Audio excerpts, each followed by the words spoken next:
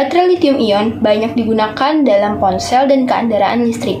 Teknologi ini bergantung pada pergerakan ion lithium di dalam sel baterai yang dipengaruhi oleh konfigurasi elektron dan ikatan kimia dalam struktur atomnya.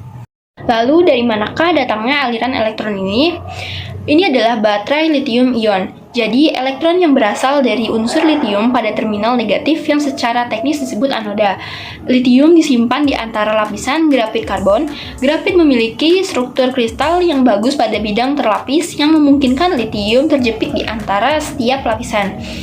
Istilah teknisnya disebut intercalation. Sifat yang melekat pada unsur litium adalah ia tidak menyukai elektron terluarnya dan ingin melepaskannya ketika ada jalur yang tersedia dari terminal negatif ke terminal positif. Elektron ini terpisah dari litium dan mulai menuju ke sisi lain pada saat yang sama. Litium meninggalkan grafit dan menjadi bermuatan positif yang sekarang disebut ion litium. Nah, itulah mengapa ion litium memperoleh elektron sehingga bermuatan.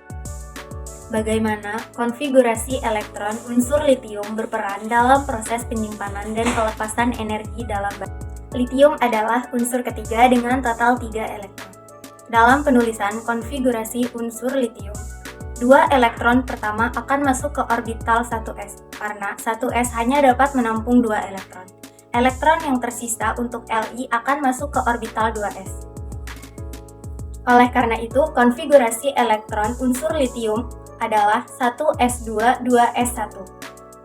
Dalam baterai litium, litium berperan sebagai anoda, di mana ia melepaskan elektron untuk membentuk ion Li+. Ion ini kemudian bergerak melalui elektrolit ke katoda, di mana elektron diterima untuk menyimpan energi dalam bentuk kimia. Proses ini memungkinkan penyimpanan dan pelepasan energi secara efisien. Mengapa unsur lain seperti sodium mulai dikembangkan sebagai alternatif untuk menggantikan litium? Karena densitas energi yang lebih tinggi dan ketersediaan yang lebih melimpah, serta kemiripan konfigurasi elektron dengan litium. Nah, baterai ion natrium sendiri merupakan baterai sekunder yang dapat diisi ulang. Natrium sendiri menjadi alternatif sebagai pengganti litium, kalium, dan zinc dalam baterai sekunder. Karenanya, natrium sangat melimpah di alam dan lebih ekonomis. Oleh karena itu, sistem penyimpanan energi berbasis natrium dapat dipertimbangkan dan dapat menjanjikan sebagai penyimpanan energi dengan skala besar. Perbedaan teknologi baterai lithium-ion dengan teknologi baterai lainnya.